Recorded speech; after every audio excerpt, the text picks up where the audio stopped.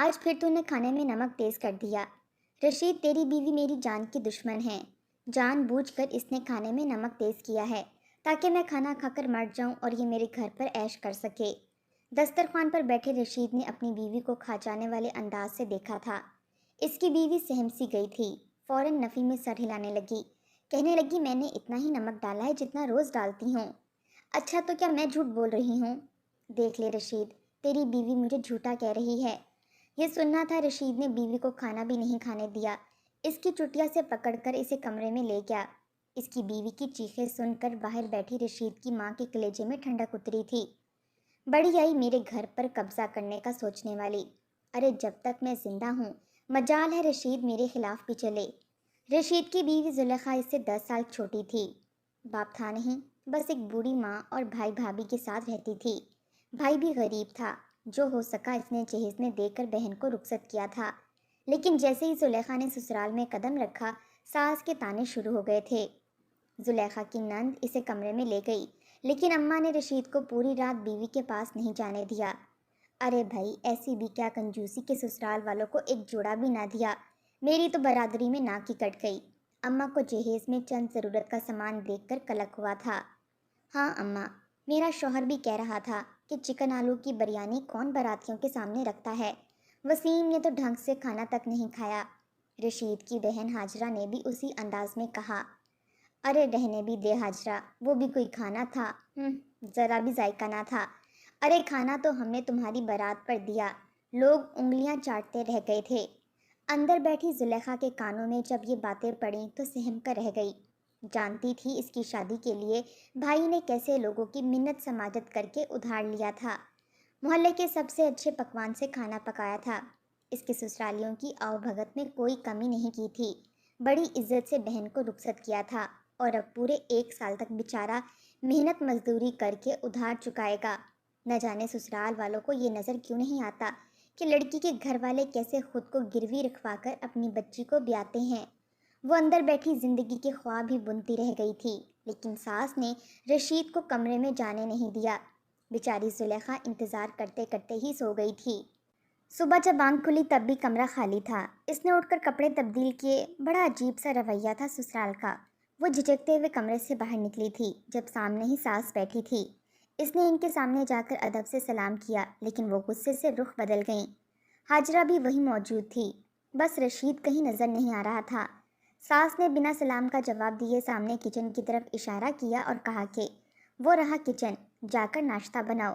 میری تو قسمت ہی پھوٹ گئی، پوری برادری میں ناک کٹ کے رہ گئی، ایسی غریب بہو لا کر۔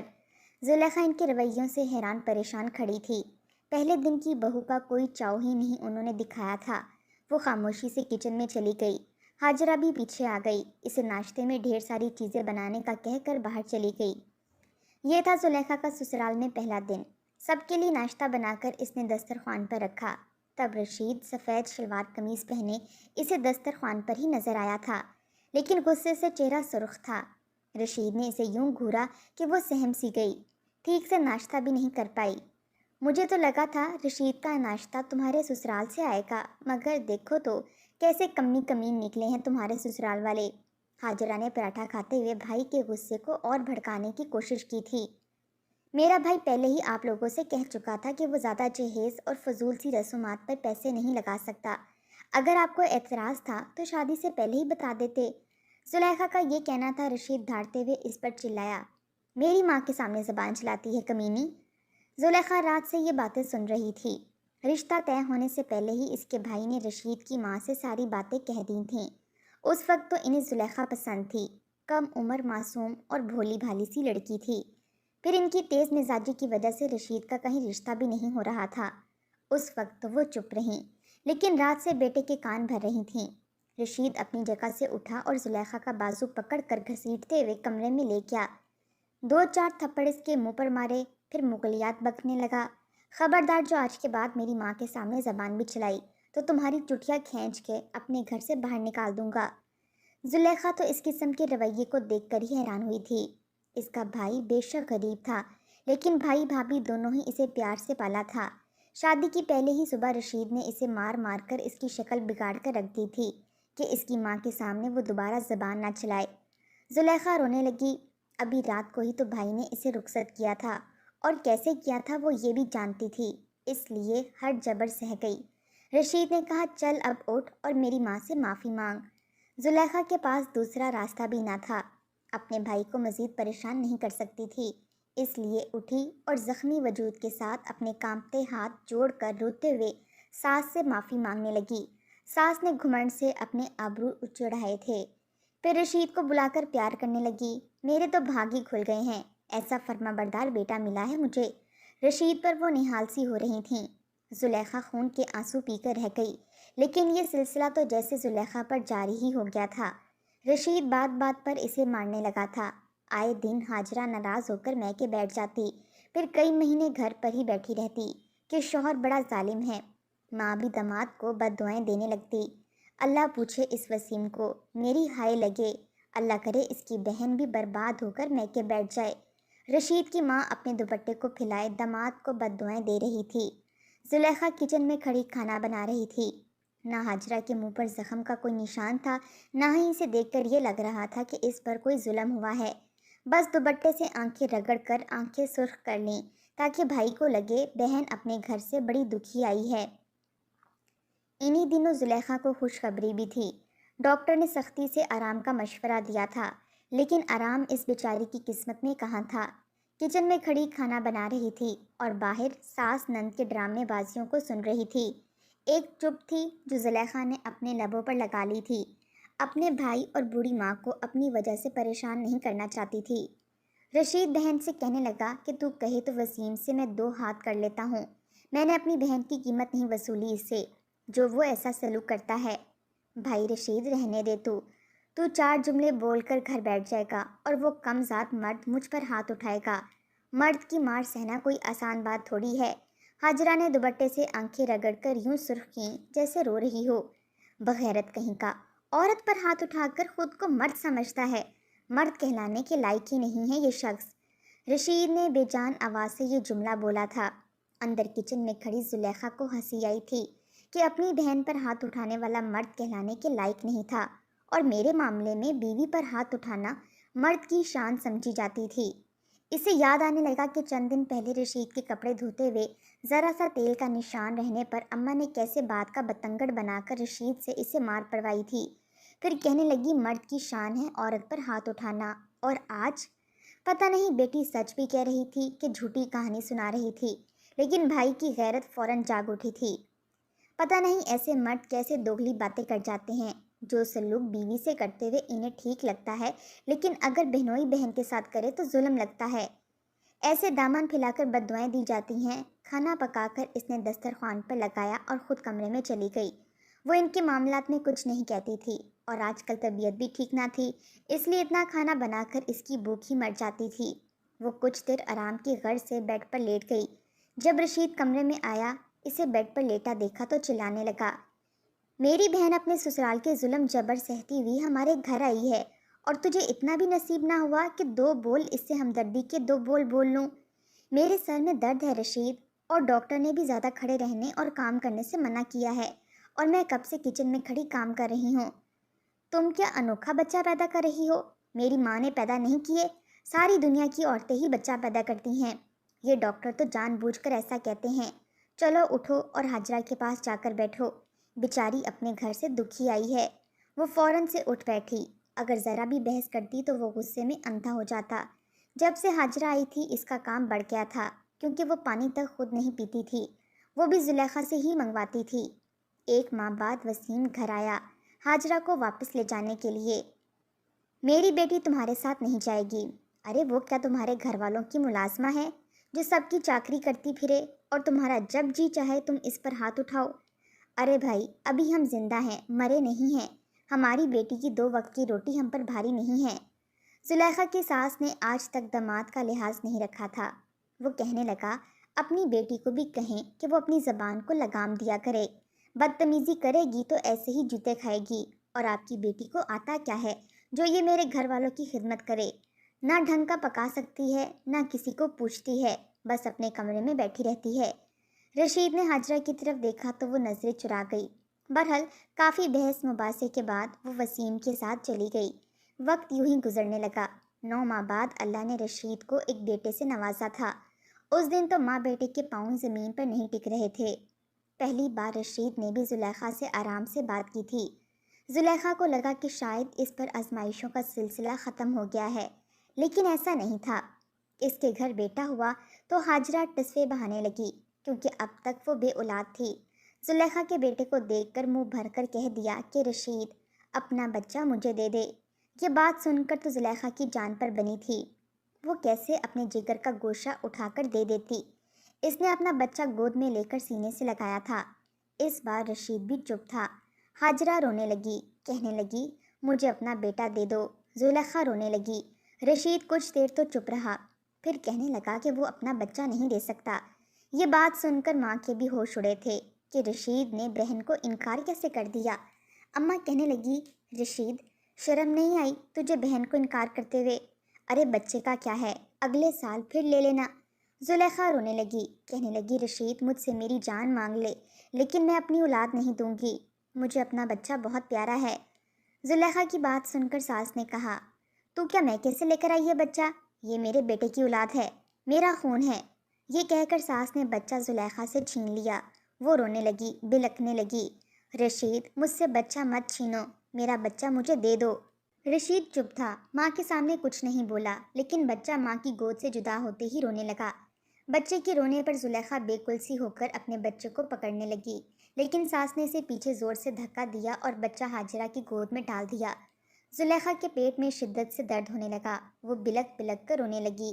اس سے پہلے کہ ہاجرہ کمرے سے باہر جاتی، رشید نے اس کی گود سے اپنا بچہ لے لیا۔ کہنے لگا معاف کرنا بہن، اپنا بچہ نہیں دے سکتا۔ باپ کے خون نے وقتی جوش مارا تھا، لیکن ماں اور بہن کو تو جیسے سانپ ہی سونگھ گیا تھا۔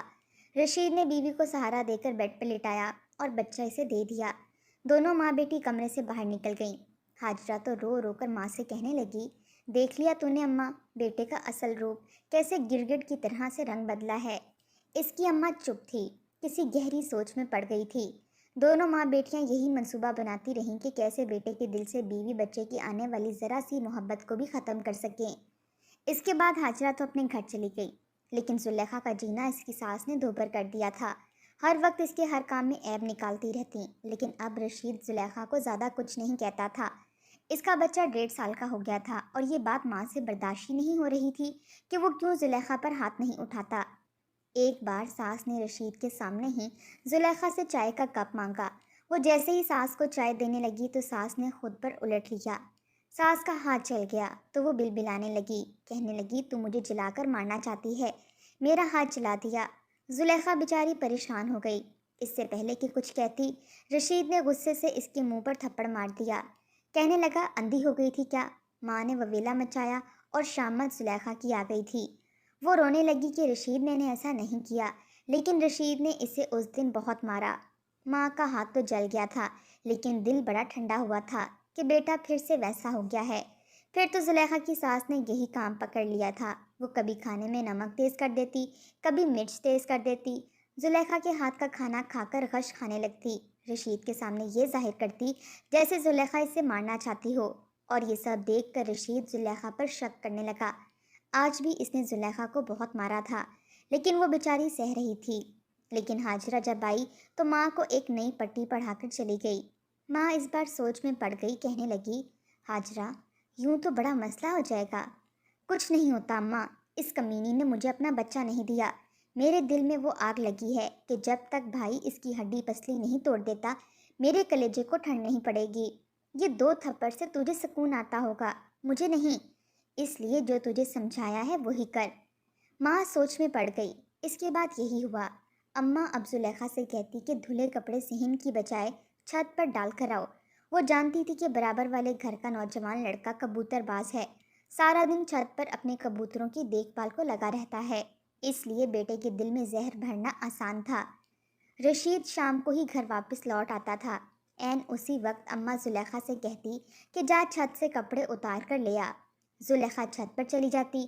جب رشید گھر آتا تو زلیخا کہیں بھی نظر نہ آتی۔ وہ اپنی اماں سے پوچھتا، وہ کہتی پتہ نہیں مجھے، پورا دن بس چھت پر ہی چڑھی رہتی ہے، نہ جانے ایسا بھی چھت پر کیا ہے۔ یہ سن کر وہ چپ سا ہو جاتا۔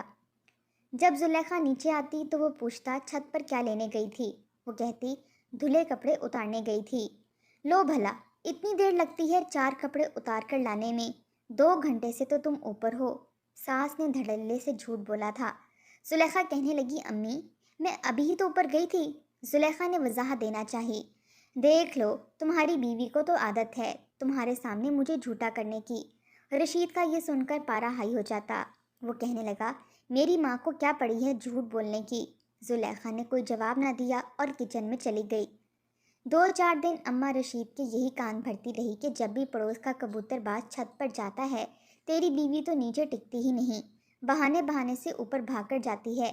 نظر رکھا کر اس پر، کہیں اپنا منہ ہی نہ کسی کے ساتھ کالا کر لے۔ ساس کا یہ کہنا تھا کہ رشید اسی وقت چھت پر گیا۔ جب زلیخا کو چھت کی رسیوں سے کپڑے اتارتے دیکھا تو چپ سا ہو گیا، لیکن جب اس نوجوان کو کبوتر کو دانہ ڈالتے ہوئے دیکھا تو اس کی نظر زلیخا پر ہی تھی۔ یہ دیکھنا تھا کہ رشید نے پہلے تو اس لڑکے کو گالیاں دیں، اس کے بعد زلیخا کو بازو سے پکڑ کر سیڑھیوں سے دھکیلتے ہوئے نیچے لایا اور اسے دھکا دیا۔ کمینی عورت میرے پیچھے یہ گل کھلا رہی ہے، آج تو میں تجھے چھوڑوں گا نہیں۔ رشید کی آنکھیں غصے سے سرخ ہوئی تھیں۔ زلیخا رونے لگی، کہنے لگی اس نے ایسا کچھ نہیں کیا، لیکن اس کی سنتا کون؟ سامنے رکھے ڈنڈے کو رشید نے پکڑا اور اندھا دھن اسے مارنے لگا۔ ماں سامنے بیٹھی تماشا دیکھ رہی تھی۔ زلیخا کی چیخیں پورے محلے والوں نے سنی تھیں۔ لوگ اب اس کے گھر کا دروازہ بجانے لگے، کہنے لگے کہ اگر اس نے اس لڑکی پر ظلم کرنا نہ چھوڑا تو پولیس میں اس کی کمپلین کر دیں گے۔ اس بات پر ہی رشید کا ہاتھ رکا تھا، لیکن اس وقت تک زلیخا کی یہ حالت تھی کہ نیم مردہ سی صحن میں پڑی تھی۔ جب محلے کی عورتوں نے اسے اٹھانا چاہا تو اس کی چیخیں پھر سے بلند ہوئی تھیں۔ اس کے کولے کی ہڈی ٹوٹ چکی تھی۔ عورتیں اسے سہارا دیتے ہوئے ہاسپٹل لے گئیں۔ رشید کو بھی اب ہوش آئی تھی کہ اپنے غصے میں وہ کیا کر بیٹھا تھا، لیکن اس وقت بہت دیر ہو چکی تھی۔ اس کا بھائی گھر آیا اور روتے ہوئے سسکیوں کے ساتھ رشید کو بددعائیں دینے لگا اور زلیخا کے بچے کو بھی اپنی گود میں لیا۔ کہنے لگا جو کچھ تو نے میری بہن کے ساتھ کیا تو اپنی بہن سے بھرے گا، دیکھ لینا۔ پھر کہنے لگا میری بہن کو طلاق بھجوا دینا ورنہ تمہیں پولیس کے حوالے کر دوں گا۔ یہ سن کر تو رشید کے ساتھ ساتھ اس کی ماں بھی گمسم سی ہوئی تھی۔ جب سے زلیخا کی شادی ہوئی تھی اماں نے تو اٹھ کر کبھی پانی کا گلاس تک نہ پیا تھا۔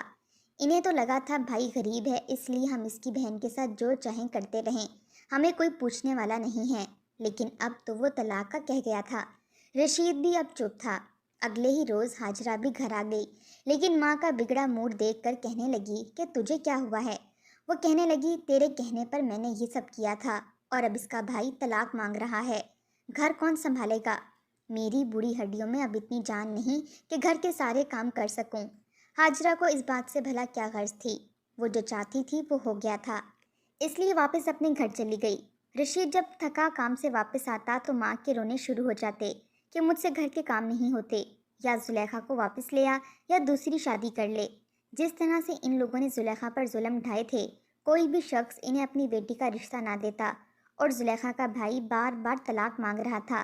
رشید کو اپنی غلطی کا احساس ہونے لگا، لیکن واپس کس منہ سے جاتا؟ اس نے غصے میں بیوی کو کسی بے جان شے کی طرح پیٹ کر رکھ دیا تھا۔ اسی دن ہاجرہ روتے دھوتے گھر آ گئی تھی۔ آج اس کے چہرے پر بھی زخموں کے نشان تھے، ہاتھ میں طلاق نامہ تھا۔ جس طرح سے وہ لنگڑا کر چل رہی تھی نظر آ رہا تھا کہ وسیم نے بھی اسے سچ مچ پیٹا ہے۔